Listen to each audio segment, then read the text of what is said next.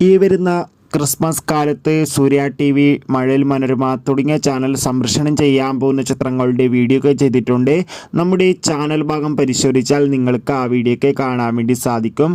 അതുകൊണ്ട് തന്നെ ഇന്ന് നോക്കാൻ പോകുന്നത് ഏഷ്യാനെറ്റ് ഈ വരുന്ന ക്രിസ്മസ് കാലത്ത് ഒരുക്കാൻ പോകുന്ന ചിത്രങ്ങൾ ഏതൊക്കെയെന്നാണ്. കൂടുതൽ സിനിമാ വാർത്തകൾ പെട്ടെന്ന് ലഭിക്കാൻ വേണ്ടി നമ്മുടെ ചാനൽ ഇപ്പോൾ തന്നെ സബ്സ്ക്രൈബ് ചെയ്യുക. നേരെ ഇന്നത്തെ വീഡിയോയിലേക്ക് പോകാം. ഒന്നാമത്തെ ചിത്രമാണ് ഫഹദ് നായകനത്തെ ആവേശം. ചിത്രം ആമസോൺ പ്രൈം വീഡിയോസിലൂടെ ലഭ്യമാണ്. ചിത്രം ഈ വരുന്ന ക്രിസ്മസ് കാലത്ത് നമുക്ക് ഏഷ്യാനെറ്റിലൂടെ ആസ്വദിക്കാം.